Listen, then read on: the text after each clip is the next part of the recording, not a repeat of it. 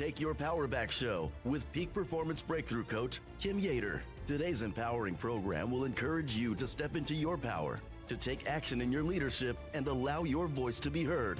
Listen in today as we speak to other freedom-loving Americans that are making a positive impact in the world by standing in truth amid adversity.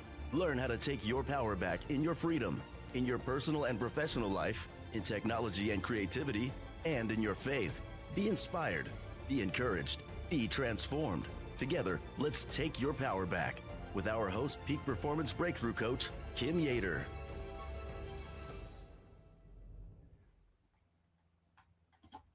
Well, good morning, my freedom-loving patriots. This is a beautiful day in Southern California and wherever you are. Welcome to the Take Your Power Back show. If you are a warrior of truth, a warrior of freedom, this show is for you. I'm your host, Kim Yater, Peak Performance Master Coach. Today, we are diving into a story of grit, glamour, and gubernatorial ambition that's set to absolutely shake up the golden state of California. Our episode is titled Lipstick Farmer to Golden State Harvester, undercover billionaire Elaine Culotti's bold run for California governor. Folks, California is in chaos under Gavin Newsom's watch. Skyrocketing homelessness with tents that you've all seen all over the news lining our once beautiful streets. Crippling energy costs that have families choosing between whether they're putting the lights on or whether they're buying groceries. Businesses fleeing in droves due to over-regulations and taxes. You just heard about Yamaha. Wildfires that have been raging unchecked. Absolutely nuts. You're going to hear from the warriors today who know all about the wildfires. And they're unchecked because of neglected forest management and people not being held accountable. Farmers and ranchers battling severe water shortages and bureaucratic hurdles in America's breadbasket, where our state's agriculture feeds the nation, but is being starved of the resources it needs. And education systems failing. They're failing our kids, they're failing our parents, and they're indoctrinating. This is not what we signed up for in California. This is not what we signed up in our free state of the United States of America. Listen, crime is rampant. Borders are porous, and the dream that once defined California feels like an absolute nightmare. But there is good news. And that's what we want to hear today, that there's hope and change is coming. And it's being led by bold visionaries ready to take their power back and assist we freedom-loving Californians in taking our power back. Our special guest today is Elaine Culotti, known as the Lipstick Farmer herself. Elaine rose to fame as the star of Discovery's Undercover Billionaire, where she built a multi-million-dollar business from scratch in just 90 days, proving her entrepreneurial genius. She's a self-made billionaire in real estate and design, and she's known for her no-nonsense style, blending high fashion with farm life. Now she's channeling that same tenacity into a run for California governor, promising to harvest real solutions that we need right now in the midst of the state's woes. I get the privilege of bringing her into today's show. Elaine Culotti, welcome to the Take Your Power Back show.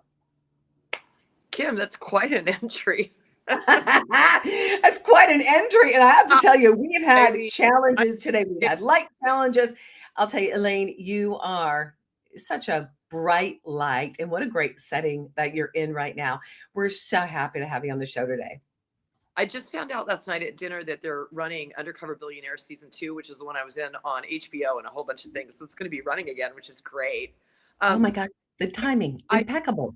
I do want to correct something, though, because I think it's very important. I I've been doing a lot of podcasting, and a lot of people say, we don't need another billionaire. We don't need another billionaire. I just want everybody to understand that not only am I not a billionaire, but California business operations are very challenging. And, in any other state, my net worth would be worth 10 times what it is in California. California is really hard to do business in. And so you almost have to work twice as hard to maintain what you have.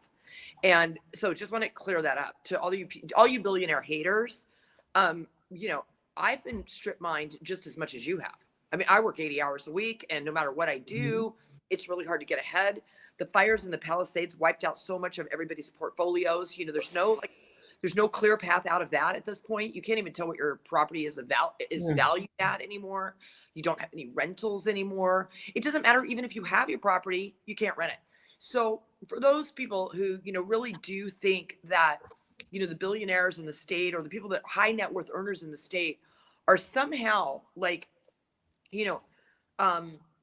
viciously victimizing other Californians, I just want to say that a lot of those people who I know are the largest contributors to our tax base. And this is not a good business model. It was done by California, and I think Californians that don't understand macroeconomics or they might not even understand how difficult it is to fix it. When you start to allow one group of people that are virtually untouchable because of $2 trillion in assets in one state, 200 guys, pay 47% of your bills. Okay. Yeah, sure. Go ahead, run them off. No billionaires tax, whatever, they leave. Because by the way, remember, they have lots of options. When you have billions of dollars, you have lots of options. So the option they have is exit, which they're doing. There's Zuckerberg and, all the oil companies and Google and Steven Spielberg just left. And I could just go on. Right. I mean, I think Right. Yeah. Right. So I just want to say these guys are leaving, and we have to build back California's business plan with a balanced group of taxpayers, not one group, multiple groups. We need to take the $122 billion a year that those billionaires contribute to our general fund and invest it in businesses. If we had put $122 billion a year into small business in California, small and medium, large business, by giving 244,000 small businesses 500 grand, we would have created 2 million jobs, and we would have a balanced budget today. But instead, we kept knocking and tapping on that morphine drip. Give me more billionaire tax. That's Let's right. not build a real good business plan. And we are in that climate today, and that has to be undone. Well said, Elaine. Well, you have quite a backstory, and thank you for that correction earlier for the public to know that you are not a billionaire. But the fact that you can turn a dime into $1 billion says tons for the state of California. So I want you to tell us how your experience as the lipstick farmer and undercover billionaire that's about to air again, which is amazing. The timing is impeccable. How did that shape your decision to run for governor of the state of California? So when I was in Fresno in 2020 during COVID filming, and then 21 during airing and doing post-production, we were in the middle of COVID, and COVID wasn't going away. I was fully aware that they stretched it all through 2020 and into 21 with not so much the mandates, but the vaccine mandates certainly, and the mask wearing. And the division between the left and the right started to be somewhat about like masking and vaccine. And I didn't understand that because I'm a practical person and I believe in my body, my choice. So I was like, this doesn't make any sense. Like, why are people who believe in my body, my choice against, this kind of stand up for vaccines? Like, why are they against that? That should be something that all Californians want, is my body, my choice, which does include mandating vaccines. So that was kind of the beginning of me getting like really upset, and also feeling viscerally that we were kind of being hijacked. As Democrats, we were being hijacked. Democrats were being hijacked. It wasn't until later on, and the show was out, and I was doing a lot of press, and I was talking about my conservative views, that I realized that Republicans had been hijacked too. And I was like, Mm. wow, like it's really truly not about policy and issues. It's about politics and money. And that is kind of what got me more interested in how can I contribute as a civilian, because I'm not a politician, to create policy that will help my state and help my farmers and help my business practices, help, grow business. And I started to work on that. And I've spent 4 years really studying things in California that handicap us to the point that we are just treading water and barely breathing. Yeah. And we're excited. So one of the biggest things that I've said this for a very long time, this is not new news. One of the biggest things is that our small farming, we used to be about 88,000 farmers. Now it's about 80,000 farmers, 78,000 farmers. That's under 200 acres. Those farmers compete in a market with people that pay large farming, large ag. They pay 75% less to like wash, pack, and move everything. So our small farmers drown in the cost of it, drown in the red tape. And they also drown in, the bureaucracy of what they can sell and where they can sell it. And just as recently as just like 2 weeks ago, they were all talking about this mileage tax and kill switches. And I just want to remind people that, John Deere and companies like that have been putting kill switches in tractors for small farmers that can't afford to pay their tractor bill for years, decades. Oh my gosh. So it's not like new news. And it is controlling you. It's controlling your tractor payment. Yeah, tough luck, but you did get a loan that you were on the hook for. You might have a reason you didn't make that tractor payment. They should not have the ability to shut down your tractor. But Elaine, I got to interrupt here. First of all, I am absolutely shocked. To the public, this is not anything that we would even be present to. The fact that if someone did not pay a bill, something happened, maybe it wasn't received on time, whatever the story is, the fact that they can fill that switch where that farmer cannot provide for his family, I am shocked about hearing that right now. Are you? Because that's what's happening in California. It's been the control monster since the beginning. It's so many things. And this mileage tax now, this billionaires, guys, the billionaires tax is not about billionaires. It's about underwear drawer. It's like they just now could not even agree on the savings. They're trying to charge this tax on your savings. Carl DeMaio was, up banging on the doors. God bless that guy. And at the end of the day, what they do is they're trying to charge you tax on your savings account. By the way, your equity in your home is a savings account. Okay. They're going to get to the equity in your home. Now, most people don't have 5% of the equity in their home to write a check because people are house poor in California. This is the problem. When you have overreaching taxes, which we do, we have the highest taxes in the nation. You create the situation where people are working to pay taxes, not working to feed their families. And that is a very big word. That's a no-no. Okay. You don't work to pay taxes. You work to feed your family. You work for your family to get new jobs so that they can work. Taxes are revenue streams on top of the revenue stream of California. They are not the revenue stream of California, as Gavin Newsom says every time he gets to a microphone. We don't have a revenue problem. That's what he says. We don't have a revenue problem in California. He doesn't know what revenue is. Revenue is businesses earning money. Tax is what keeps the state going. If you don't have a lot of businesses earning money, you don't have any taxes. California has 40 million people in it. 40 million people in it, Kim. Those 40 million people, 17.5 million pay taxes. Less than half. 40 million, less than half. Wow. So, but you got less than half. And the worst part is those 17.5 million people, if you take away 200 guys, the billionaires, 200 guys, if you take them out of the equation, we lose 47% of our revenue. 47% of our revenue. A takedown of the state of California. It's exactly what it is. A wipeout. It's a wipeout. You have to get in front of it. And the way to get in front of it is jobs and job development. If we don't have jobs programs, if we're not wholly focused on jobs, yes, we can doge California.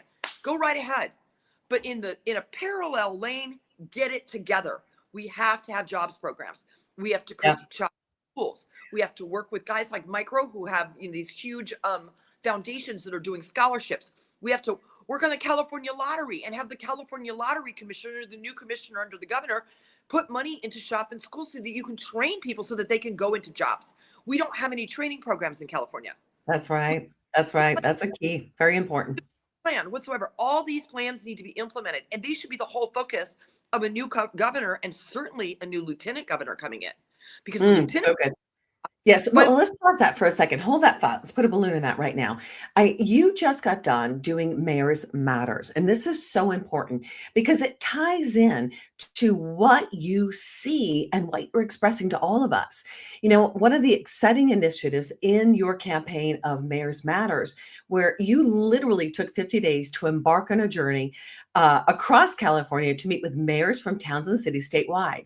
You dove into conversations about whether their communities feel happy, heard, safe, prosperous, and you explored the key issues facing Californians and how the local leaders are tackling them. So what was it that inspired this political travel series? And what are you hoping to achieve now that you have the information you have and the concerns of the mayors of our state? Okay, so Mayors Matter is actually like a labor of love. It's been I can imagine. That's 50 cities in 50 days. I know. Yeah. Well, so I still have some left, but okay. I'm saying the biggest ones for the end, because the biggest ones it's first of all, it's harder to do the interviews with mayors like Karen Bass, even though it's very important. But what I want to tell people, for those of you who don't know, I'm running as a no party preference. And the reason that I'm doing that is because after this experience, I learned something. And that is that partisan politics are actually what are killing us. It's just ripping us to shreds. We are not partisan here. The partisan part is the bottom of the horseshoe, the area that's really close together. Californians generally are pretty easygoing. They're really philanthropic. They have a ton of empathy. They identify with so many different, they get it. And we get this kind of crazy reputation across the US that we're like all, airy fairy. And that's not fair, because it's not true. Okay. We're dedicated to our communities. And when you're dedicated to your community, you are not looking in one lane of traffic. You're looking at the whole thing. And when I did Mayors Matter and I went to see all these beautiful people that run their towns, I was blown away by two things. Okay. Number one, they don't make any money. Some mayors across California make $800 a month. They work 70 hours in their communities. They're community service driven. Most of them have grown up there, and it really means and matters to them because everybody there. Okay, so that's the first thing that blew me away. The second thing is, the most important takeaway for me is that whether they were Democrats, Republicans, or independents, every single mayor said two things to me that are very, very similar. We need economic development in our towns. We need the opportunity to have good business. We need business, incentives. We need SBA. We need to be able to open businesses. A lot of our businesses didn't open after COVID. We haven't really recovered from COVID. We haven't recovered since whatever. They go through a list, right? Yeah. And they all said, we need safe streets. We cannot, take care of our citizens when we're busy cleaning up homelessness with no money to do so. When added homelessness and have to create beds under unfunded mandates. When we have crime that we don't have enough money to enforce it, with our police departments and our fire departments. And I started to learn how little power our cities have when Sacramento pushes these unfunded mandates. And as governor of California, unfunded mandates will be annihilated. I mean, when I say that they're going to go bye-bye, we cannot force a mandate on a city that Sacramento, that the governor's office, that the higher ups do not have funding to pay for, which is the term unfunded. It is not the other way around, okay? It's not, here's a mandate, you guys figure out how to pay for it. That's what people think it is. But that is not true. That is not true. It's unfunded because there's no money, and they force it upon the cities, and they say, figure out how to pay for it. If you don't, we will do it for you. Okay? So if you don't figure out how to do high density housing or how to build homeless beds or how to do needle programs or how to do all of these crazy things in your schools. We're going to do it for you. And we're going to give you a bill. And that bill is the unfunded part. Now, cities are supposed to be paid back if they advance the money to do these unfunded mandates. Oh, and by the way, sanctuary cities are an unfunded mandate. They're supposed to be by Sacramento. Sacramento is supposed to pay them back. Would it surprise you, Kim, that there's a 15-year wait and billions of dollars of unfunded mandate money not paid, and these cities cannot charge interest? God. So there's a 15-year wait for cities to get paid back. And when Sacramento does it, it's twice as expensive if they try to figure out how to do it on their own. So the goal is to try to do it on your own because you're being mandated to do it anyway. But how much, can you expect if the line to get paid back is 15 years? 15 years. It's a absolutely completely broken system. It is not workable. And it creates a rift between a city government and the people that put that city government into office. So people like Tracy Parks and our city council, and sure, okay, you can make all the comments you want to make about the CD11, Tracy Parks, and city council. Do they do a lot of lefty, loosey-goosey stuff? Are they big, deep blue Democrats? This is what I'm going to say, okay? This environment is created by trying to survive. These people are trying to survive being on by Sacramento with insane unfunded mandates and keep the people that voted them into office happy. And it is a very tricky thing. And I turn to the mayor of Burbank, who everyone knows is a deep blue Democrat. What a girl, okay? She literally said to me, it was so amazing that we were able to get this money to have these great studios put into our Burbank city. Gas came out, they did cutting of the ribbon, everything. But it should not be lost on anyone that in a parallel lane right behind the studios in our single family residential neighborhoods, our beautiful town of Burbank is being forced to put high density housing right next to single family residences through this, which is a mandate. And we don't have any choice. And our patrons don't want apartment buildings in their single family residential neighborhood. We don't have the utilities for that. We don't have the parking for that. We don't have garbage pickup for that. We don't have road space. We don't have any of it. Never mind, they moved here to be in a neighborhood. Yet, in a deepest blue, beautiful place where money has been spent on studios, they are being forced to do unfunded mandates. And that creates a rift between Burbank residents and the city of Burbank and the mayor of Burbank, even though they are trying so hard to keep their city up and running and together and during unbelievable business climate, almost impossible business climate. Do they keep this going? The mayor of Stockton said I was the first person that came and talked to her about Stockton and not the shooting. Can you imagine? The deepest deep water, biggest deep water port on the West Coast is in Stockton, and they have no shipyards. They haven't even dredged it to provide water, even though That's right. There's no economic development. You need a governor that understands math, a governor that has vision, a governor writes their own policy.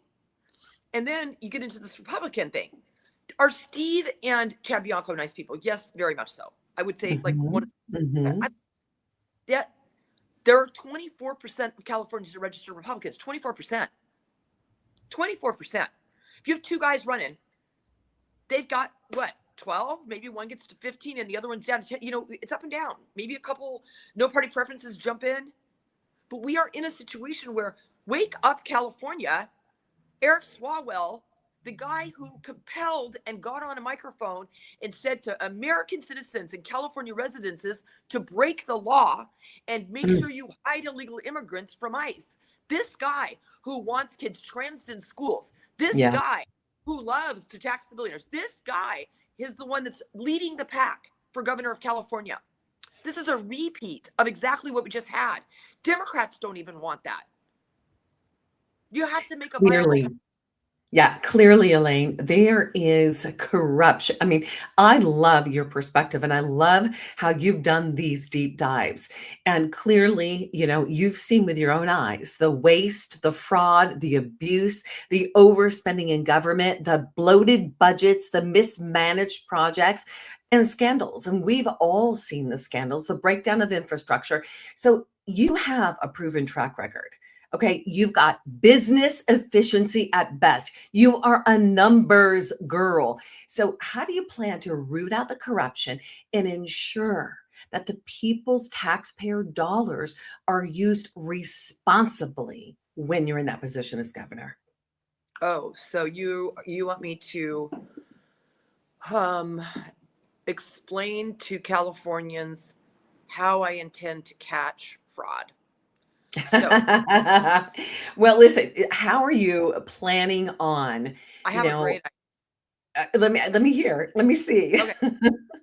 So when I first started doing this, now look, at everybody, all you haters out there about reorganization, I want you to listen to me. Okay.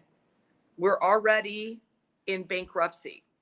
Yes, Okay. very true. California is already in bankruptcy. The definition of bankruptcy is when you are spending more than you make at such a rapid pace that you're going to run out of money and have to borrow it or close down. Okay. Those are bankruptcies. Defaulting is bankruptcy. We defaulted on unfunded mandates. We never funded them. We've defaulted all over the show. We defaulted on the Pacific Palisades. We couldn't come up with any money to fix the roads. We default regularly. The state of California is bankrupt. So I can't bankrupt the state. I looked into it, believe it or not. States are sovereign. They can't be bankrupted. But there is this little thing called Chapter 9. Chapter 9 is the municipality reorganization bankrupts. If you go to any big city, and Stockton was in bankruptcy twice. If I went to LA and I sat down with Karen Bass and I said, hey, we don't have enough money to pay all your bills because you have a lot. I have an idea. We put your beautiful city into Chapter 9 for 1 year, and we go through every single payable, and we'll keep the good ones and we'll get rid of the bad ones. And if you don't think that that will root out fraud, when you have the participation of the city saying, we know there's no more money coming, we need to generate money, we need to figure out a way to pay the bills that we have to pay, the Medicaid we have to pay, the hospitals that we have to pay, the food services that we have to pay, the road services, the police, the fire, the EMT, city council, the mayor's office. We have to pay certain bills. We pay those bills, and all of the NGOs and the special interest and the nonprofits, everybody that's in the middle, they're eating us alive, literally like fish hanging on a whale. Okay. They're just sucking us alive. We go through them one by one through the bankruptcy, and we say, okay, how much money have you received and how effective are you? Because again, in any kind of reorganization, if there is no effective reason to keep something, you get rid of it. If it's part of the problem, you have to cut it loose. And unfortunately, many people will be cut loose. And it could be because they're stealing, but it could also just be because they're totally and completely ineffective. Sacramento is ineffective. Sacramento needs to be cut in half. If you take government as a rule and you think about how much is it spending versus how much is coming in, if it's bankrupt, if the government is bankrupt, not the state, because you can't bankrupt the state, but if the 550,000 people that work in our state under the government, okay, are not being able to get the job done with that group of people, you're not going to raise more money for them, and you're going to downsize it.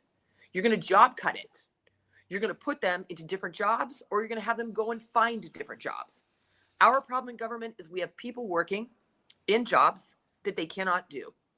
Case in point, right now, one of our top level jobs, highest level there is, Eleni Kounalakis, who is our lieutenant governor. It shouldn't surprise you that during Mayor's Matter, I learned that she has not visited a single mayor in their town that I interviewed. No one.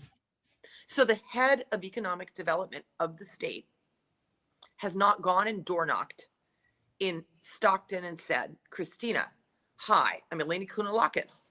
I am the head of economic development for the state. How can I help you? You have been in bankruptcy twice. What can our office do to help Stockton get out of this hole? That's called governance. Yes, That's well said.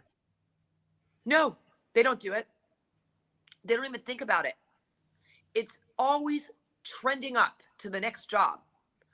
They call it running up. They call it running down. It's run up or run down. I mean, they have a name for it, for God's sakes. Wow, it's the absolute rat race. I'll tell you what, you have a handle on things um, in a way that some of the other candidates running don't. And I would say that because having those meetings with the mayors uh, from all sides of the track have really given you vision for the real missings. And with your experience as an entrepreneur, clearly when you see the missing and when you see what doesn't work, you completely go, okay, here's the problem. What are we going to do to fix it? That's probably, I mean, that's why you're so successful. So I mean, if we treat California as a business, can we completely turn California around, Elaine? Oh, California is fine. It's the management of California that's the problem. Californians are super hardworking. It's unbelievable, and I learned that in Fresno. The spirit of the American dream is alive and well in California, and the people that are Mhm. diehards like me. I'm a diehard. I'm not going anywhere. This is my state. We have a stake in the ground. You guys need to get out of the way. They've messed it up so badly. Also, we need to extend our olive branch in terms of Sacramento, because Sacramento really has three jobs, right? Their jobs are to keep. These are their primary jobs. I mean, there's other stuff, sure, and there's nuances always, but you have to throw a big net to get people to really understand what running for governor means. To me, anyway, what running for governor to me means is that we have an economically safe space to live in. We have money coming in, and we're not broke all the time. We're not scrambling. Okay, you can tell that we're scrambling all the time. So that is the job of Sacramento. We don't want California scrambling, making bad deals for itself, desperate hour all the time. Everything is a 5-alarm fire. Nothing is smooth. There's no planning. It's just a nightmare. That is Sacramento's job, to have enough money coming in from the people that work and pay taxes in California that they can operate their government. It is also Sacramento's job to recognize that does not come from overtaxing, but rather coming from economic development. Mm. It's fundamentally just so black and white. The second thing is it is, in fact, with the exception of the border, it is Sacramento's job to keep the people that live in California safe. It is the job of Sacramento to make sure that our interior borders are also not breached. And things like sanctuary cities and burdening small towns with sanctuary city requirements as an unfunded mandate have to stop. Because what you're doing is you're convoluting what breaking the law is when you mandate something that is against the law. And then you call publicly for small towns to hide potential criminals or kidnappers or God knows what from ICE, when ICE is a federal, not, you have no control over that input in California. You're calling on American citizens to break the law. This is insane to me. Yes, it's terrible. And yes, people are scared. And yes, it feels like an invasion, but you have no business as the management of state to call on American citizens to break the law. It's a very different thing. By a mandate, no less, that you implemented. By something that you, Sacramento, you, the governor's office, implemented on all these towns. So not only did you create the fire for them to walk into, but you lit the match. So at the end of the day, okay, we have to get rid of the unfunded mandates. So the two things that they have to do in Sacramento is make sure there's enough money coming in and that our people are safe. Those are two very important temples that Sacramento has completely failed on. And the last and most important Sacramento job is to go to DC and have an open dialogue. Be included in the conversations. Talk to Donald Trump. Ask for help. Have money coming in federally. Have our grants be looked at. Have help for the EPA and the Pacific Palisades. We don't do that. No, instead, we get knee pads printed up and go to Davos. This is, to me, irresponsible. It is completely irresponsible. It is not about Gavin. Gavin, it is not about you, okay? It's about California. And you might not like Donald Trump, and that is totally fine, whatever. But you bend over backwards to make sure that California is in DC's good graces, because we need DC and we need a relationship. And I also want to point out how much you missed the boat, Gavin, because Donald Trump, like him or not, is running around saying, hey, by the way, there's going to be $18 trillion coming into America, okay? $18 trillion. That is insane. If even 10% of it's true, it's insane. Guess what? Zero is coming to California. Absolutely zero. That's right.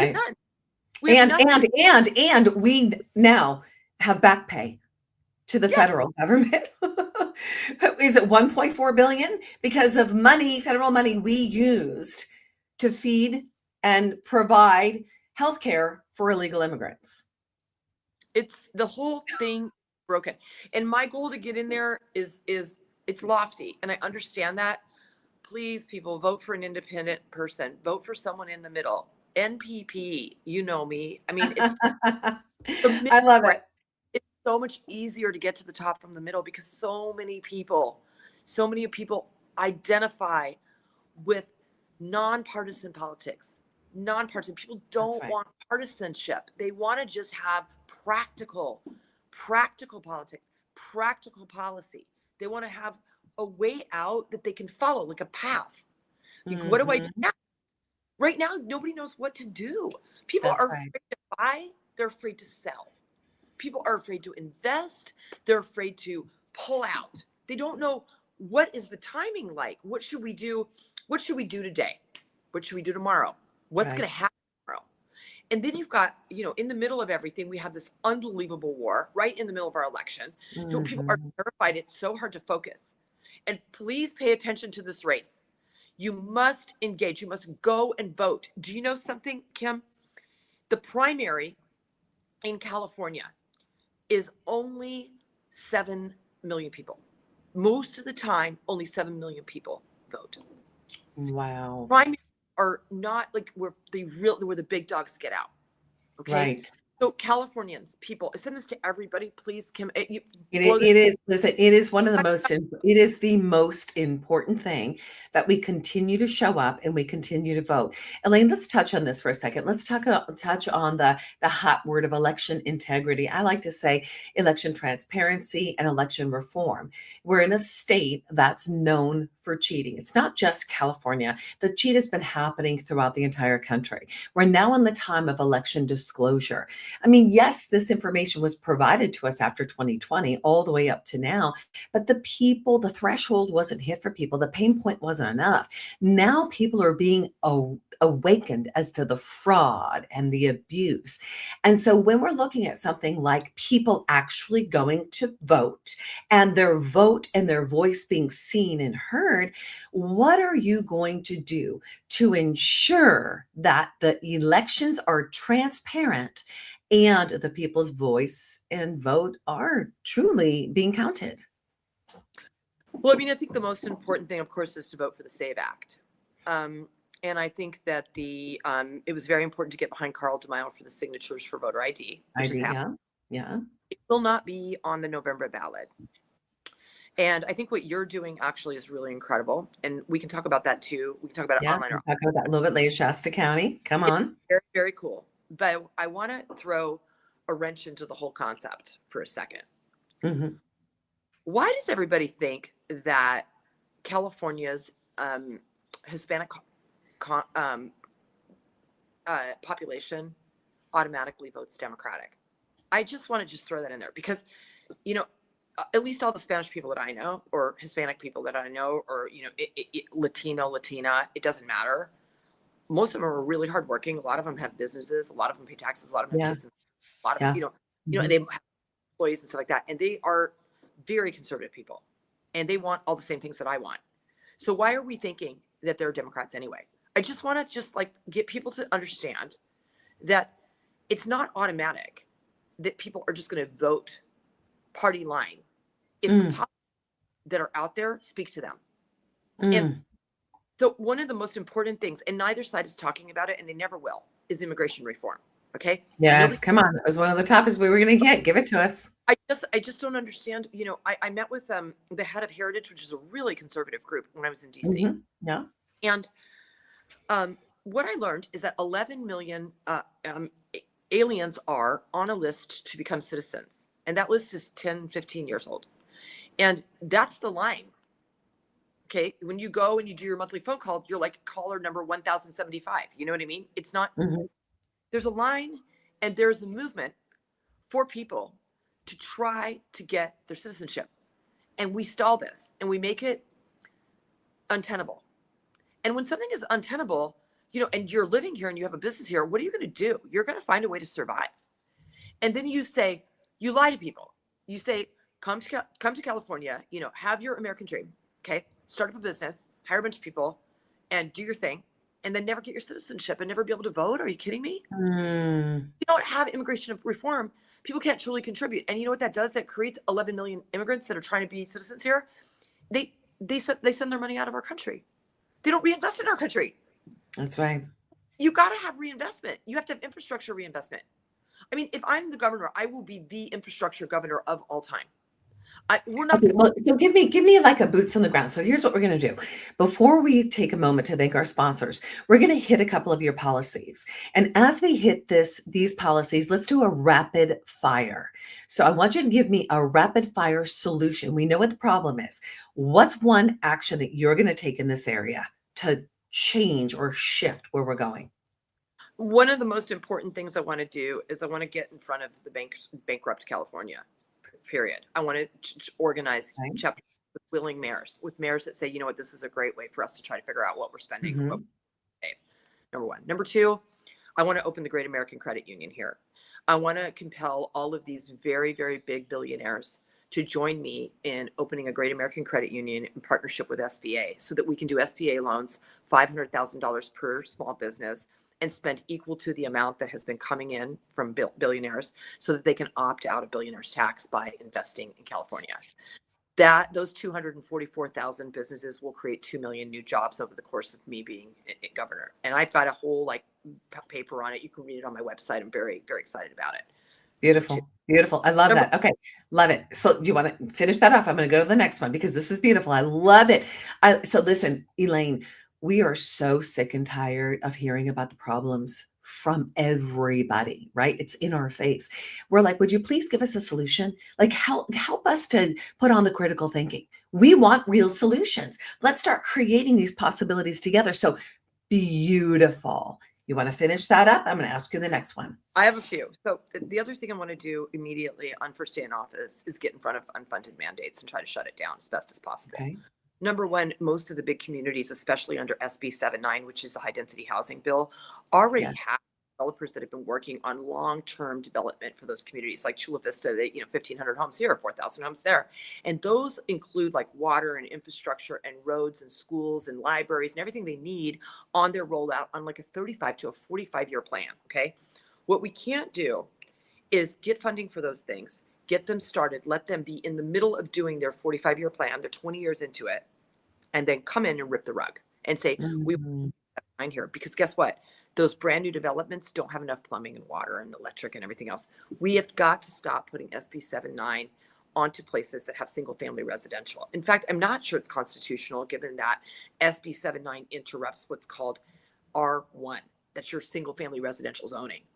It doesn't matter that it goes up in value. Quiet enjoyment involves buying a home and knowing that R1 zoning is what you're paying for. It's like a deed. It's like a pedigree. If you slander that title by changing the absolute zoning to high density housing without permission of the majority, okay, I'm pretty sure if these trial lawyers would get off of traffic and start working on this, they would find a way to protect homeowners. Instead, they've gone completely amok. And I would get in front of, which is another reason I can't run as a Democrat or Republican, trial attorneys. We need tort reform in California. There's a hidden tort tax in California. And tort tax affects every single family $3,000 a year, okay? Because it's in insurance. And if you live in an expensive neighborhood, Beverly Hills, Brentwood, Pacific Palisades, Newport Beach, Laguna, La Jolla, San Francisco, Sacramento, San Jose, if you live in an expensive neighborhood, okay, you're paying $9,000 a year. And that is a hidden tax. And the minute that you have tort reform, I mean, everybody's seen it. Listen to me.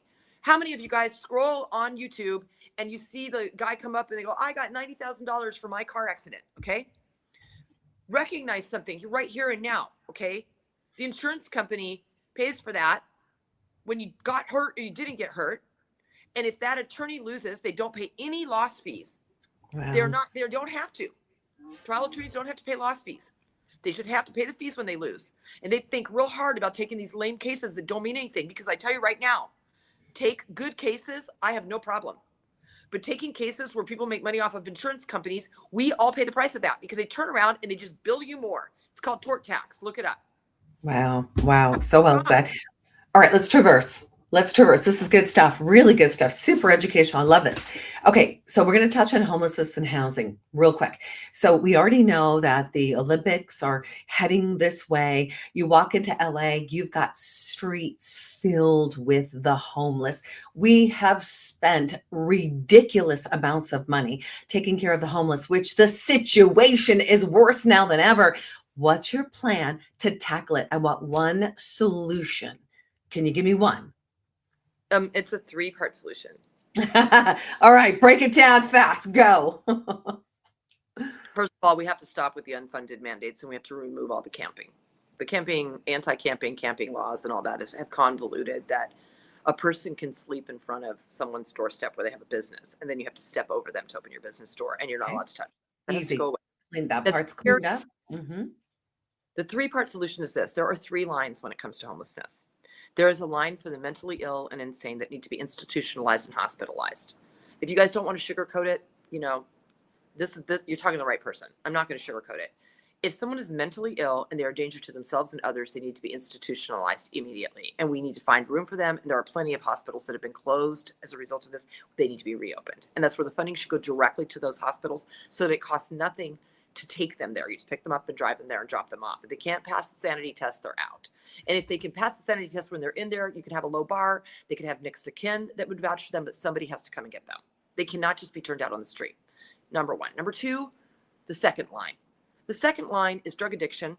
Okay. The second line is people that are on drugs, doing drugs, selling drugs, have drug problems, drinking, alcohol problems that need to be in a sober house, that they need the tools to sober up. They need to have drug testing, they need to have alcohol testing, and they need to be put into housing that takes care of that until they are sober enough to advocate for themselves. And if they can't get out, too bad. But we cannot allow someone who has, which we do in this state, by the way, an illegal alien to get their driver's license back after someone was run down. Okay, we have drunk driving laws, we have intoxication in public laws, we have all kinds of laws about defecation, we have all sorts of laws that need to be implemented. And just because you're a drug addict, you don't get a pass. I'm sorry, you just don't. And the third line, and the most important line to me, is all the people that are down on their luck. They need a shower, a job application, and a ride to an interview. Those people need things that are really simple, like a deposit to get an apartment. Okay? It's not brain surgery. There's 275,000 homeless people. How many of those people do you actually think need an apartment? Because they lost it. It's a lot. And those people are capable, want to work, need jobs, but it's really hard to go apply for a job when you're living in a tent and you use a shopping cart to go from one corner to the next. We have to help people that want help. And we can't group it together and say homelessness needs to be fixed this way. It can't be fixed that way. This is not one group of people. This is a mess. And it's very easy to say. You can put a damn table up. Walk up to, hi, my name is Elaine Colati. What is your issue exactly? Cuckoo for Cocoa Puffs. Wow. So Elaine, here's what I'm hearing, that you're okay with getting your hands dirty. I do not care at all. I live in it. I'm gritty. I have so much grit. I'm scrappy and gritty. And you know why? Because it's practical. My rule is really simple. Would I let my kid do that? Okay. That's my rule. Would I let my kid do that? If the answer is no, I'm going to fix it.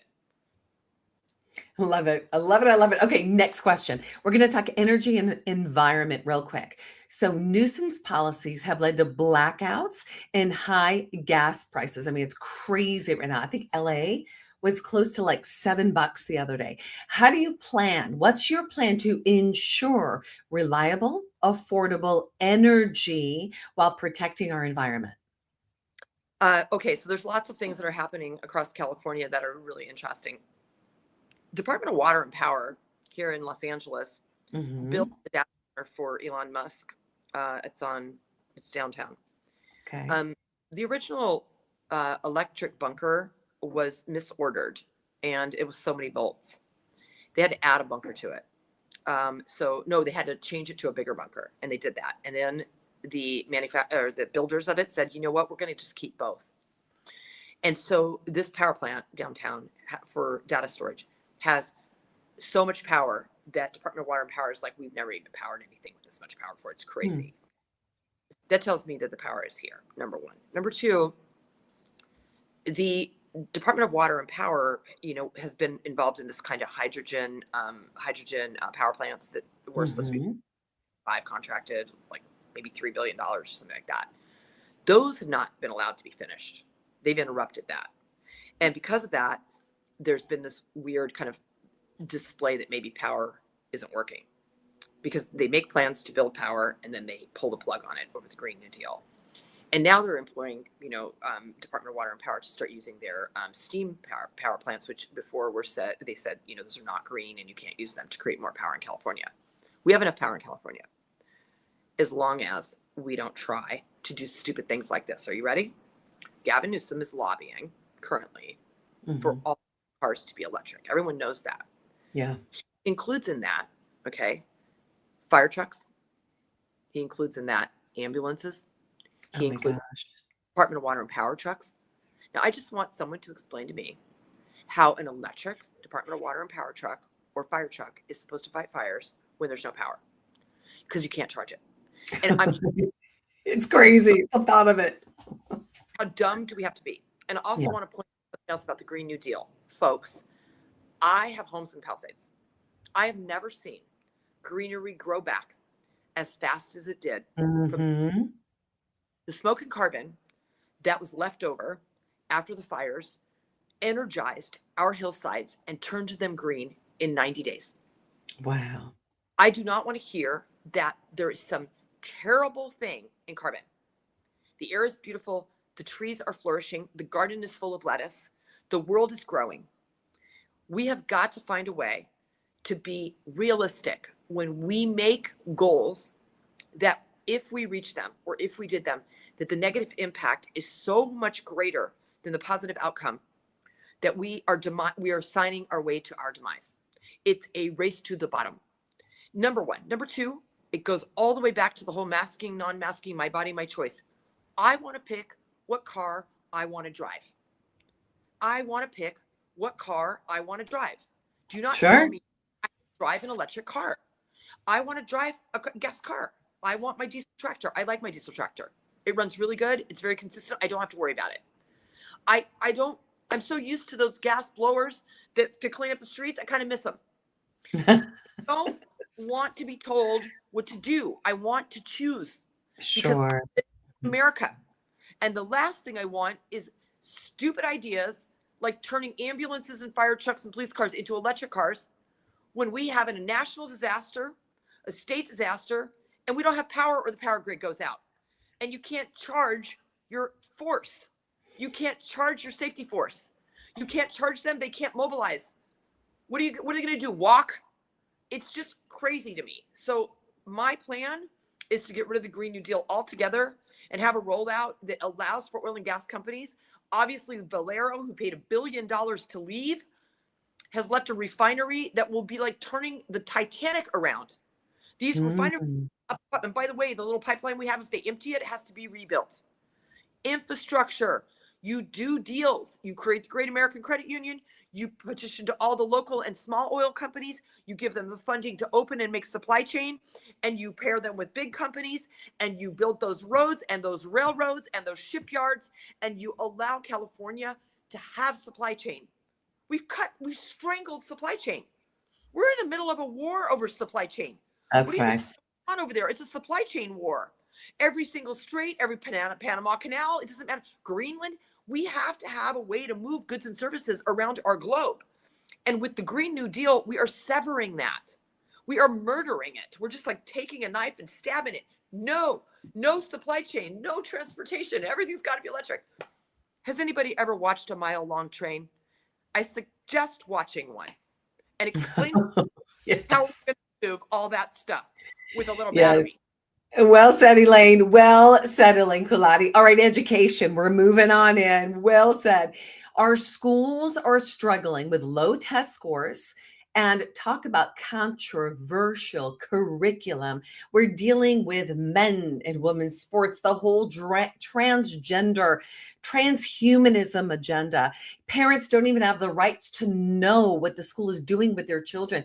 We have not been protected. The children have not been protected in the state. What changes would you implement to empower parents and improve student outcomes? Okay, so that's such a huge question. First of all, I just want to talk about the horseshoe method again, so that we can understand how my Okay, what is the horseshoe method? it's important when you're listening to somebody to know what their thinking is. So when it comes to politics, I believe in the horseshoe, meaning the horseshoe is much bigger and rounder around, but at the bottom, it's pretty close together. Okay. Republicans and Democrats on the extreme side are very close together. There's a lot of gray area. And in the Democratic deep left is the small group of people that believe in transing kids. Okay. The rest of the horseshoe does not. On the right and the left in the middle, there's a large section that does not believe in transing kids. Okay, so just remember that I see Democrats for the most part, okay, not the deep part of this horseshoe, Mm, as very reasonable, practical, common sense people. And yes, they get to think differently, but their common goal is to have quiet enjoyment and the pursuit of happiness. Okay, that's when you trans a child and you do something, you create a patient for life. It's about creating a patient for life. And why? Because the medical industry, right, has a very big firm hold right now in the Democratic Party, more so on the Democratic Party, because obviously the Republican Party and Bobby Kennedy and people like that have turned against the medical industry and said, whoa, you guys are bad news. So as long as there's that kind of money involved, you're always going to see these crazy kind of things come up. Again, I stress, vote in the middle, vote as far away from that stuff as you can.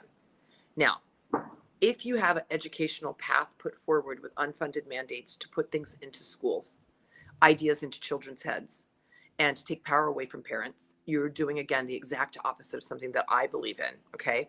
Parental autonomy is critical, especially religious exemptions are critical. Free California is the most important thing. And anytime you see something where they're trying to take away your power, they're doing the opposite of what California was founded on, and it is the opposite of what Democrats want. The problem is it's a very cloudy question. They're trying to make it about racial divide. They're trying to make it unfair to people. We live in an unfair world, okay? And if you're trying to trans my kid, you're going to see how unfair I can be. It's not about whether or not it's right or wrong. It's not a question. So don't put it on my list of things to answer. You know it's wrong. You know that it's there for a different reason. Please do not vote on anything that has anything to do with that. It will never pass the big test. It already failed in the Supreme Court. It's designed to divide. So things that are designed to divide, I really want to steer away from. I want to ignore them and give them no light and give them no breath. I want them to just die off because they don't matter and focus on what's going on. Explain this to me. Riddle me this, Batman. During Prop 50, there were these big commercials at the Dodgers game because it was the Dodger World Series. On those commercials were Barack Obama and Gavin Newsom advertising for passing Prop 50 at a Dodger game during the World Series. You're talking about $50 million. Okay. Who funded it? The teachers, the schools, the unions. The unions. Yeah. Now, why are, as a California mom, parent, why is the union that takes care of my teachers spending money on something that has nothing to do with my education for my kids and my schools? Why are they doing that? And where did they get the audacity to spend that money that they raise for those unions, for those schools, for those kids, for those teachers on Prop 50? Why are they doing that? Because they have no guardrails and they can spend money on whatever they want? Or is it because they are in the pocket of Gavin Newsom? Is it because Barack Obama has corrupted and Michelle Obama have corrupted the school systems? Why are we allowing the unions who are supposed to be spending money on kids and teachers to spend money on advertising for something that has nothing to do with that? We have to look at what the unions are allowed to spend that money on and who they're allowed to accept money from. I just found out, that Steiger has been dumping a bunch of money into the union so that he can buy all the unions so that he can be the governor. Well, that's buying a candidate. That's just, you're just saying, like, look, if I give you enough money, you can vote for me. It doesn't matter what Steiger's saying.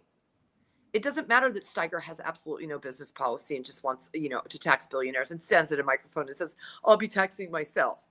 you can rest assured that's not true. I don't understand why we have not considered breaking up these unions and sitting down with teachers and unions in a room and saying, can we just get rid of all of the fat and meat and things that don't belong in here and concentrate on what's good for kids? Number 2, shop in schools and making schools more interesting. Okay, there are lots of movements for this, and the California Lottery is there to fund it and pay for it. The California Lottery has a commissioner. That commissioner is appointed by the governor. You want to appoint somebody to the California Lottery that wants to see schools improve and invest in schools in a way that they do improve. Number 2. Number 3, there is a great book out. It's by Jonathan Haidt. It's called I think it's called Children of Anxiety, or the Anxiety Mm-hmm. I listened to him when I was at Heritage, and you can say what you will about this particular book, but one of the things that's in there that's very interesting is bookending no phones in school, K through 12. If we don't get phones out of school, K through 12, in all classrooms, we are going to suffer from this 71% learning deficit, which has clearly changed in schools that have implemented this. And yeah, it takes a couple of weeks for people to get used to it. And yes, you might need boxes, and you might need hall monitors, and you might need to go back to an old-fashioned way of a phone in a schoolroom, but it does not matter. It's not fair to teachers, and it's not fair to students to use our schools, our California school districts, as babysitting halls. If everybody is sitting in there scrolling on Instagram, including the teachers. If you don't, what are we doing paying for that? I mean, we all know, we can all honestly say how much time Instagram takes up, okay? At this point, the data and the math is in. It can't be in schools, and if we can't get behind this, there's something seriously wrong with us. So my goal would be to fund schools for special programs if they are implementing this program, to create special bonuses to schools that implement this program, to see if we can get our test scores up by doing one thing and one thing only, and that's getting rid of phones in schools. Okay, this is real solutions. This is what we love to hear. I mean, we, the people I know that are listeners right now, are eating this up because we've heard so many of the candidates, and some of it has been incredible. But it's been a lot about the problems and not always the solutions. There have been some that have come to this table and they have shared the solution, and it's beautiful. But I think you hit the nail on the head, Elaine, when you say, well, why don't we come to the table? That's the key. It's bringing the people to the table. We did that with the Farm Bureau. I mean, we brought the governor candidates with our Take Our California Back movement to Shasta to get their eyes on election transparency, on what real transparency looks like in taking our elections back, right? We brought the governor candidates, and I'm so excited because you're joining us on our statewide summit coming up. We'll talk about that in a moment, but we went to San Joaquin. You know, we were in Stockton. We got to see with our eyes. We get to meet with the Farm Bureau. We sat down at a table. We broke bread together. We discussed the real issues. The governor's candidates' ears were open, and they were looking and collaborating on solution. That's what we're talking about. That's what the upcoming statewide event we're doing would Take Our California Back looks like. I mean, we are meeting in the bread basket of America, Elaine. This feeds our state. It feeds our country. We're dealing with the agricultural issues, the water issues, all of that. We're going to take a deeper dive on that. But what's so important is when the people come together, when the leaders elected by the people come together, and we talk about the real issues. We're not biting and devouring one another. We are biting and devouring the real issues, and we're coming up with solutions. That's what I love to hear. Excellent, excellent job. So now we're going to talk about taking a bite. So we'll talk about the Take Our California Back Governor Summit in a moment, but I really want to bring in one of our sponsors. So Elaine, you're going to stay with us on the sponsor because this is totally right up your alley. So we're all about giving power back to the people, right? Isn't that key? So what if we could take our power back with what we did with our money? What if we actually had the ability to vote with our dollars and say no to things like, you know, parabens, alcohols, sulfates, triclosan, quaternary disinfectants, the junk in the trunk? Here's the reality. We have been drinking the Kool-Aid for quite some time.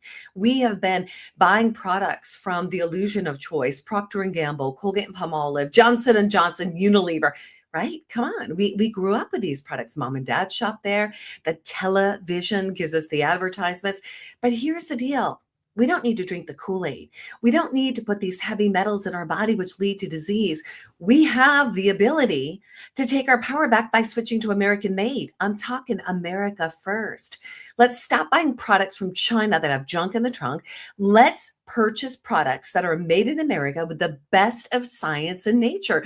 No parabens, no poisons. And what does that do? It puts the money back into our hands. Rather than feeding Jeff Bezos and the Wally families, why not feed a farmer, a rancher, a freedom-loving American that cares about our state?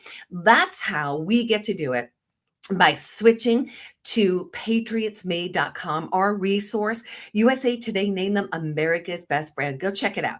There's a little video for all of our listeners. There's a video there that's going to unfold the store. You'll be able to take a deeper dive as well. Our team of experts will reach out to you and tailor your shopping according to your needs. Go to patriotsmade.com/Kim. That's patriotsmade.com/Kim. Patriots, it's time to take your power back. So, Elaine, I'm always looking for resources that are going to move the needle. And I got to tell you, this resource has moved the needle over and over. But there's another resource that is attached to this resource. You see, not only is our Patriots Made resource a manufacturer that's literally manufacturing over 450 products, but what if you could get your beef that's never ever hormoned, never ever antibiotic, and never ever mRNA? Well, you can. And I got to tell you, Elaine, I've been to Mar-a-Lago. I'm sure you've been there as well. Delicious beef. We've been to the highest level steakhouses, delicious beef, but nothing from Boston. I can say nothing like this beef. It's freedomsteaksnow.com. This resource offers you no hormones, no antibiotics, no mRNA, and never, ever will it ever have mRNA. It's vertical integration. You know that. Calf all the way to its mama. If a calf or a cow gets sick, they're taken out. They'll go to a store. They're not taken out, but they're brought into another farm where they will be sold to the store. But we can access beef that will energize us, beef that heals the body. I mean, real meat. Right? Real meat. So guys, freedomsteaksnow.com/Kim. That's freedomsteaksnow.com/Kim. Thank you to our incredible sponsors. It's because of our sponsors that today's show is possible. And last but not least, do you remember that we were talking about the Take Our California Back April 24th and 25th statewide summit and San Joaquin, California? Well, let me tell you, it's up, it's running, it's beautiful, and it's here. And if you want to meet the candidates, not just, I'm going to the side, go to the other side, Elaine, take a look at this. If you want to meet the candidates, go the other way, other way, other way. Here I am. She's like, oh, I see you. So guys, check it out. So you're going to have Clint Curtis, who's the whistleblower for election transparency. I mean, he was the guy, the coder hired by the Bush administration to create the code to flip the votes in the machines. This guy was the whistleblower to Congress. He went on to be the Shasta County ROV, Register of Voters clerk, and has created the epicenter of election transparency. This is what we're bringing to America, the additional election security feature. ROVs, supervisors, leaders, elected officials, candidates, you got to get there. Freedom-loving Americans, get there, get involved. We're going to have dinner with the candidates. You're going to have a MAHA meeting with leaders. We're talking about the vaccines.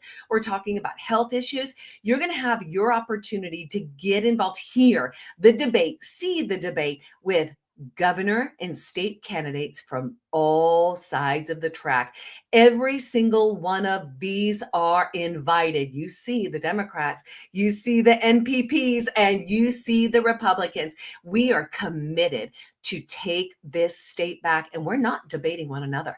We're debating the issues and bringing the real solutions to the table.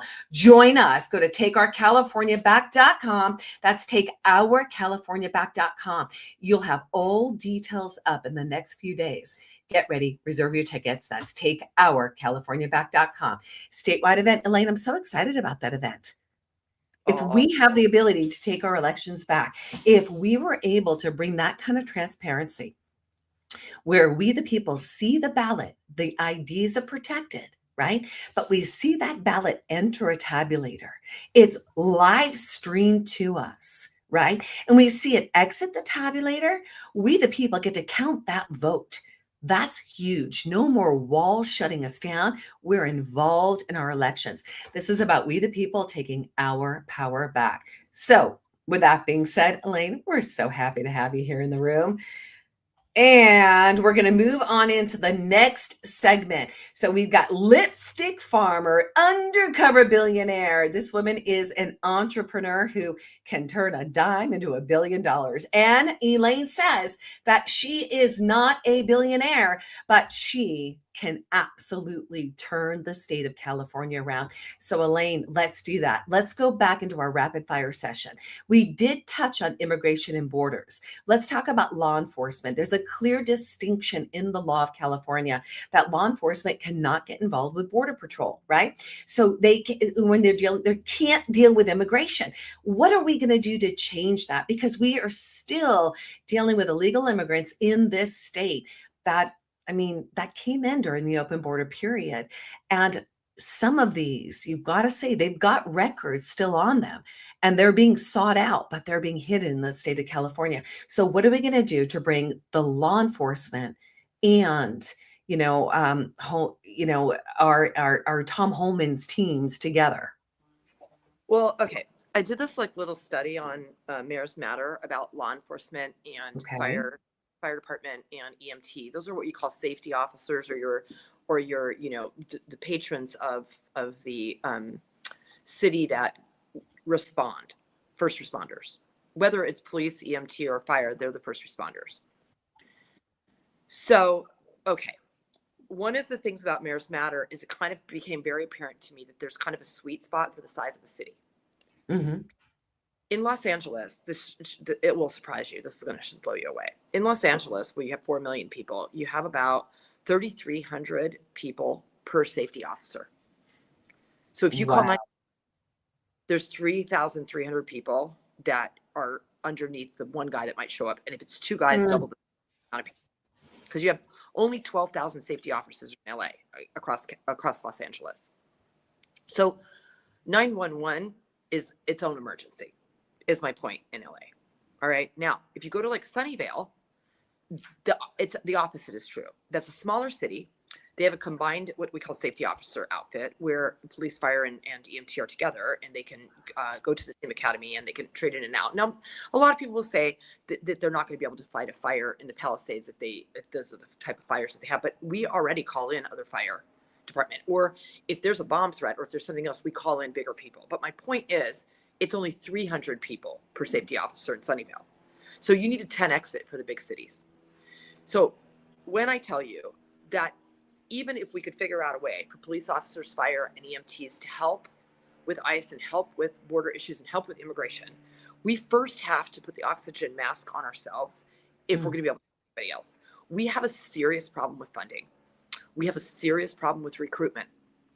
And we cannot complicate it further by saying this burden is also yours. When you have an overburdened, overstressed department, which we do in Los Angeles, you have wildfires where 25% of the fire equipment that we needed was not even operational. You have not anywhere near, we had 7 fire trucks and we needed 60. You have now, a year later, you have police cars staged that are empty because we don't have enough police officers. Wow. So you can't imagine how difficult it is for big cities to, manage what they have without taking on another job. If you're going to implode the police department with defund the police, which, by the way, a lot of our city councils and people do, because there's just no money. I mean, number one. Number two, the unfunded mandates are there, and those are requiring police assets and fire and EMT assets, especially, to help with unfunded mandates when it relates to homeless people and drug problems and the anti-camping and all of that stuff. How many different hands can touch a homeless person? We've burdened our group of heroes, our first responders, the people we depend on the most. We've burdened them where they are responsible for 3,300 people per person. Now, what do you want to do? You want to give them more responsibility, or do you want to get more people? Yeah, it's a really, really good question. It's It's a a good question. Hmm. help. We need recruitment and we need funding to do it.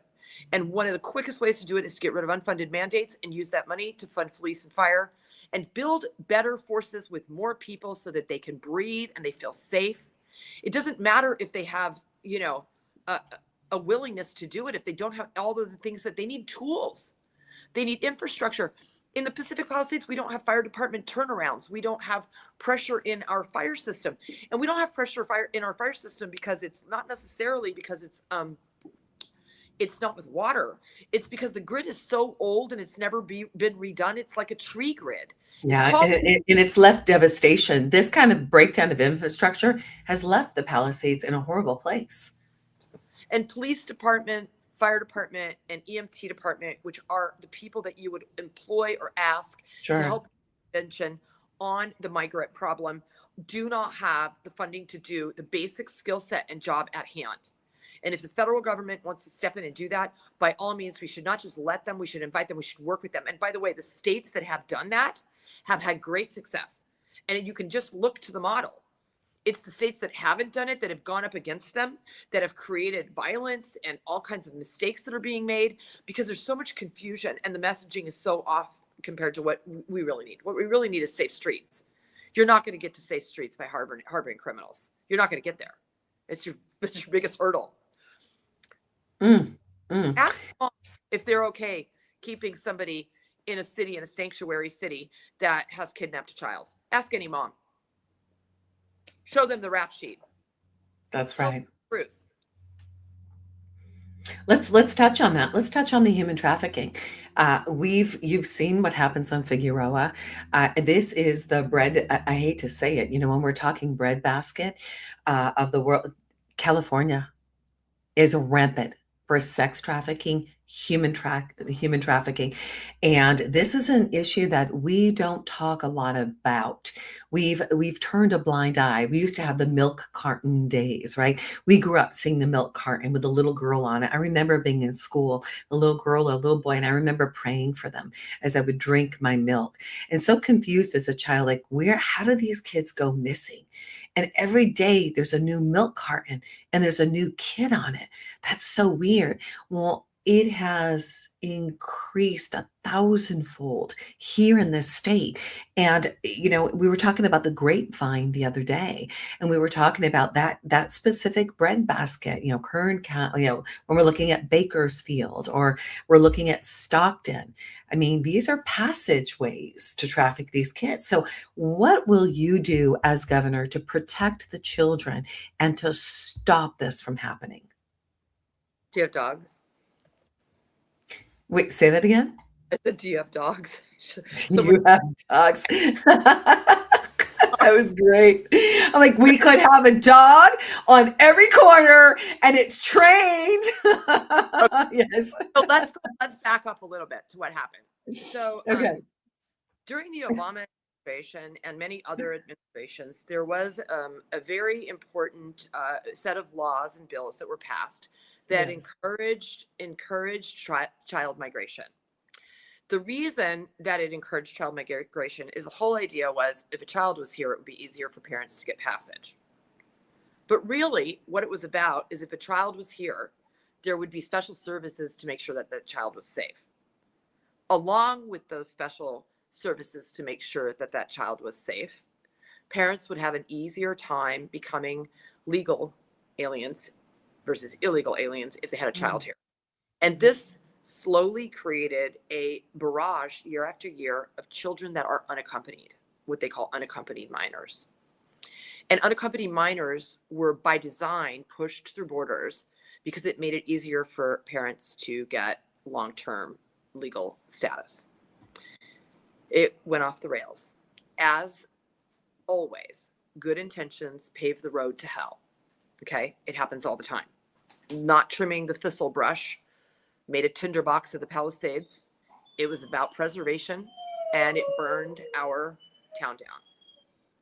My opinion is we have to shut down the incentives for kids when they get here that include their parents having an easier status. That is, it's counterproductive to the safety of children, because you're encouraging parents to push their children through first without being unaccompanied, without being accompanied. So number one. Number two, when Bobby Kennedy was running for president, this border search and looking for border and going down to the borders and watching what was happening was, all eyes were on it. And there were 2 documentaries that were done specifically about it. And the process at the border was also to allow these children to sort of go with people that were picking them up that were not family members. And this was paid for by American funding. So we did this network of trafficking these children under the guise that what we were doing was taking better care of them, and we were paving the way for the parents. So we created this mess. And so when you hear 300, 400,000 kids, it's likely that's accurate. Because people don't want to believe it. Did all of them, so many more unaccounted for? That's the reality. Right. Did all of them wind up on the streets? Maybe or maybe not. But the ones that we know that wound up on the streets because their parents are looking for them or people are looking for them, we have a list. And if their last seen place was, in your neighborhood, please look for that child. Just please look for the child. Don't go up against this thing that happened and say it didn't happen and it's not true. And on behalf of illegal immigrants who have kidnapped children, I'm going to hide them from ICE. Just take a minute, just take a breath, and think about the fact that this was a good intention that went bad, and it actually happened. We let these kids in. We let people pick these kids up. We paid for them to pick these kids up. Yeah, we certainly did. Safe haven that did not exist. Yeah. And it's 400,000 kids. So we have to appeal as people that are in the public eye to reasonable common sense conversations. It is possible that there are kids that are in your neighborhood that do not belong there. And if given a way to go to their parents or go back to their homeland or go someplace safe, they would do it. And we mustn't harbor the people that are preventing them from doing that. Yeah, well said. Well said. There's something you brought up that just, hit me personally. There's so much blame being pushed on ICE, on immigration, on Border Patrol. And, and they were doing the job. They were pushing the job of the Biden administration. They had families to feed. And when I led the Take Our Border Back movement across the country, we had a lot of discussions with Border Patrol and people. We were down on the border. And I remember this one time, I was squeezed in the middle of an interview with Tom Holman and Derek Maltz. And I'm telling you, in this interview, I believe we were at AmFest at the time, the audience, just people gathered around us, and they drew in close. And I really believe they drew in so close because they felt the pain of Tom Holman and Derek Maltz. They could see what I saw, feel what I felt, that these warriors were hamstrung, that they weren't able to do their job properly, the job that they were called to do, to protect the children, to protect America. And I'll tell you what, that interview is what lit the fire under my butt. That's what got me to the border. That's what got me launching the Take Our Border Back movement that reached hundreds of millions. So human trafficking was a big part of exposing what we exposed. There were children rescued during our time in leading Take Our Border Back. So that's important for people to know, that the Biden administration hamstrung we the people, and dealing with this whole illegal immigrant crisis. I've interviewed many of the illegal immigrants, and they will tell you, you let us in. You let us in. Your president let us in. Oh my gosh, talk about pawns on a chessboard. Well, nobody's saying it wasn't an open border anymore. Everyone knows that the border was open, and everybody knows that, there was maybe an initial cover up, but at the end of the day, we were flying immigrants into different cities and paying for Yes, that. yes. I mean, that This, was a Trojan horse. It's the takedown of America. So, point being, these are important issues. There is not a resolve. Yes, the border is closed, but there's still gaping holes open, and the immigration process doesn't work right now. So we right. got to create workability in that area. So it sounds like to me like you're going to create a solution in that area. Well, I just want to say something that I think this may or may not resonate with you, but it certainly Okay. resonates with me. Okay. I want to create a mindset. Mm, The solutions are available, but we need to shift the thinking with people that are truly empathetic to the situation. So far, it's been my experience that most of the people who believe that ICE is doing a bad thing are good people. Do you understand what I'm saying here? So most of the people in California have been led to believe that ICE is the enemy. that's right. Okay, I just want to appeal to my fellow Democrats. I want to appeal to my Mm, fellow empaths. All right. What happens when we've been propagandized or we've been shifted in a direction to vote for a certain thing is we start to hear narratives. I mean, it happens all the time. mhm. And I just like everybody else, I'm like, oh my God, that's terrible. We need to do something about that. But what I do is I try to center myself by doing this simple thing. I try to untangle all the spaghetti and try to figure out who the victim is in every single scenario. Because if you don't remember who the victim is, it's really hard to kind of sort through all the rhetoric. So, for example, I'm going to give you a really simple example: abortion. The victim is the baby. Okay. Mm, Baby. It's not the mom, it's the baby. It's not the Democrats, it's not the movements, it's not Planned Parenthood, it's not the dog, mhm, it's the baby. mm. So nobody is for abortion. And when you're chanting you're pro abortion, what are you talking about? You're pro killing babies? No. Being my body, my choice, and being pro choice does not make me for abortion. But the world would like us to believe that it's this way and it's only that way. And if you are against ICE, you are not against getting children returned to their family. But they want you to believe that. That's what people want you to believe. And I'm saying that they're trying to convince you that ICE is so bad that they have no good intentions, like returning children to their parents. If people could just remember who the victims are. And when ICE shows up, who is the victim? Because it's not you, okay? It's the kid they're looking for. It's the person that's dead from the criminal that's on that list. And those victims are unrepresented as long as we are completely and totally gaslit, as long as we are hijacked by a narrative that says that the victim is actually us, or Mexican people that are criminals, or Mexican people that or immigrants that are, Somalians that are sending money out, that they're the victim, right? Who's the victim? The taxpayer. Who's the victim? The baby. Who's the victim? The dead person. Who's the victim? The little girl that was run. Who are the victims? And when you victim is, once you get a real good handle on who that is, then you can untangle the spaghetti, and then you can have a realistic look on how to solve the problem. And I would guarantee almost everybody would not say what is happening with ICE is a bad thing if you can recognize who the victim is. And we need to talk about it, and we need to push it forward. We need to talk to people about claim back your agency. Get your agency back right now. Your agency is being hijacked by narratives. That's right. If you're a good person, you know darn well who the victim is. And if you have a victim that you can help them. And how do you do that? You get on the team. Mm, mm. Elaine Kulati, it's all about taking your power back. It's exactly what this is about. That was just really beautifully well said.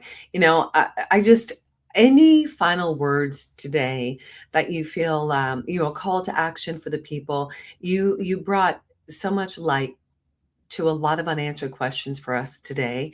I'm really grateful that our listeners have gotten to know you and your stand. There's a lot of brain and there's a lot of heart behind you, and I love that. So, any final words today for the people of the great state of California? Register to vote. I don't care Vote, what vote, party vote. for. Mm-hmm. To vote and read who's on the ballot. Read who's on the ballot. Go onto Grok or to chat and Google their voting history. Please go on to Grok or chat. Just take 1 minute. This is your state. These are the rules that impact you. It impacts your kids. It impacts your land. This impacts your freedom, your money, the way that you eat, the way that you sleep, what car you drive. Go on and read the way that people vote and write down the candidates that you like that resonate with you. And then on the 2nd of June, show up. Show up with your list. Be well informed and show up and vote. Because if you show up and vote, you can change it. You do have power. It will work. It doesn't matter if you think it's a stolen election. Stop it, stop it, stop it. 7 million people make a difference. That's right. It's a jungle primary. He with the most votes wins. Yes. Don't vote for me. Vote for us. It's always been my slogan. Do not vote for me. Vote for us. Go on to Grok. Go on to chat. Do whatever you do. Look at every person that's running in your race, in your city, in your county supervisors, everybody. If you have a strategy, I have a strategy, for example. I love Spencer Pratt. I know him. I know his family. Everything. They're really upset. If he doesn't win the mayoral race and he takes votes away from Karen Bass could lose to Nathia Rahman. And Nathia Rahman is on her website a Democratic Socialist. So who's a candidate that you can elevate? Who's a candidate that you can get behind? Just read up. Read Swalwell's voting record. Yes. Read about do the candidates. There we go. Policy. Just care enough when you go to the voting poll that you're like voting with strategy. Have a strategy. And do the smart thing for your family, do the smart thing for your state, do the smart thing for your city, your municipality, your schools, everything, all your choices, do the smart thing. And then after these two people are in the primary, whoever they are, it could be anybody. It could be me and Swalwell. It could be Hilton and Bianco. It could be me and Hilton. It could be anybody. But after that, whoever's in that primary, you participated in that. You did something about it. And that gives you a right to complain. That gives you a right to vote in the general election. What you cannot do is not show up and then complain that Swalwell's the governor. That's not fair. That's on Well you. said. Well said. This is our time to show up, to vote, to take our power back, make our voices heard. And here's the thing. General Flynn says it all the time. Local action equals national impact. Local, local, local. This is about we the people taking our power back on a local level. It's a privilege and an honor to vote. So go vote. Make that an event for your family that day. Go and celebrate. Have conversations. Do some breaking bread together at the dinner table. Open up your chats. Open up the chat GBTs. Have the conversations together. Talk about the issues. Don't fight about them. Come up with solutions together. It's the Socratic method. So important. Elaine, how can people reach you? You can go to my website. It's KaladiForGovernor.com. You can reach me on Lipstick Farmer on Instagram always, and on Kaladi for Governor on Instagram and all platforms. Kaladi is spelled Culotti. Culotti. And just remember culo. Everybody knows the name culo. It means small ass in Italian. Culotti. Culo. Culo. Bella, buonasera, Bella. You are so amazing. Elaine, an honor to have you here today. You are a blessing. I'm so excited for this next round of your run. I want to thank you for being with us. Thank you for sharing your bold blueprint for California, from lipstick farmer to potential governor of our great state of California. You're proving that real power comes from the people. Thank you so much for being with us today. And I have a feeling that we're going to have you back again very soon. Oh, and Elaine, you're with us at the state at the statewide summit. So, guys, you want to hear Elaine. She's going to be battling the real issues with the Democrats, with the other NPPs, and with the Republicans. We're not battling one another. We're battling the issues and coming up with solutions together on the 24th and 25th of April in Stockton and San Joaquin. Go to takeourcaliforniaback.com. Elaine Colati, love you. God bless you, sister. God bless you for what you do. You're one of the truest, hardest working girls, man, alive. It takes one to know one. Yes. Do the biggest debate that happens. I think we need to figure that out because you've got just great people behind you. And I really, and you're just so organized and it's such a great platform. You have such lovely energy and beautifulness. Oh, you're amazing. Love you. You have an incredible, incredible day. And we're going to talk very soon. And like I said, it takes one to know one. Bye, Miss Elaine Colati. Guys, go and follow Elaine. We've got Elaine Colati at culatiforcaliforniagovernor.com. You can see it on the drop down right now. Elaine Colati for California Governor. That's culatiforcalifornia.com. Wow, what an amazing show today. We took a little bit of a longer stint with Elaine today. As we've gone through these governor interviews, which you can find them all on takeourcaliforniaback.com, scroll down on there and go look at the showdown we did with 13, governor candidates. And if you go and look at the face-offs, everything from Bianco to Shields to Steve Hilton, they're all there. Daniel Mercury, David Serpa, you're going to find, the deeper dive. And I like to say, the Bible says the heart is deep waters and a wise man draws out the heart. I love the fact that I really get to be here and have the real conversations with these candidates because you get to see their infrastructure, right? At the same time, you get to see their heart, where the compassion is, the tenacity, whether they're willing to put a stake in the ground and really fight for us. And I think that is so important. So go to takeourcaliforniaback.com. This is going to be one of the spaces where, and actually, let me pull that up for you guys because I want you to have that available for you. So you're going to see here a couple things on the takeourcaliforniaback.com. You're going to find the governor showdowns that we've done across the state. And you're also going to find the info on the event that is going to be up today so that you can get the deep dive. But I think there's a piece of this that is so important. Why would we do a Take Our California Back statewide event? That's a great question. And I'm glad that you asked that. Why would we bring governor candidates together from all sides of the track? The reason why we've done that is because we know the importance at this point of fighting and standing for the real issues, and because we're committed to taking our California back to a better future. The Take Our California Back teams have united to champion election transparency. It's so key that your vote and your voice are heard. From ballot box to breadbasket, you heard it today. Trusted elections keep America fed. It's all connected. All pieces come together. So join us at this statewide summit and learn how to harness Shasta County's pioneering model for additional election security. We're gathering in San Joaquin, America's breadbasket, to ensure the people's vote and voice is accurately heard.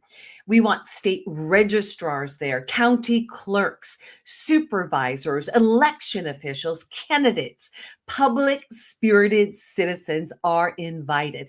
This empowering two-day summit includes inspiring forums, live demonstrations, candidate debates, and networking as we celebrate the breadbasket of America, San Joaquin County's 175th anniversary. Now, you want to go to takeourcaliforniaback.com. I'm going to pull that flyer up for you right now. That way you can get your eyes on it. All of this is going to be dropped up on the site. And that's takeourcaliforniaback.com. I want you to meet the candidates. You got to know, we have reached out already to these candidates and their teams. There's 2 on this list that we're calling right after this show. Now, we have emails going out to them. We're hitting them from all sides. We've already got lock-ins from the majority of them, and we're so excited. And you know what? They're excited. And when you've got these governor and state candidates excited to come together and have the real conversation on taking California back, boom, we are taking this state back. So, my dear freedom-loving patriots, this has been an amazing show. I love you. I'm excited for what's ahead. Take today's show. I want you to like it, subscribe, get it out to everybody. Let America know. Let your friends know across this great state that we are committed to taking our California back. And we will always bring you those freedom-loving patriots who are committed to truth and committed to you. So with that being said, follow us on all podcast platforms. You can follow us on Rumble at takeyourpowerbackshow.com, on X at Real Kim Yater, on Instagram at Take Your Power Back Show, Facebook, Take Your Power Back Show, and Kimberly Yater, and Apple, Spotify, all your podcasts. And with that being said, I'm so looking forward to seeing you guys on April 24th and 25th. We're going to break bread together. We're going to celebrate California's future. We're going to take our California back. Remember, your power is yours. Take it back. Until next time, may God bless you. May God bless this country. And may God bless the great state of California. We'll see you on the other side.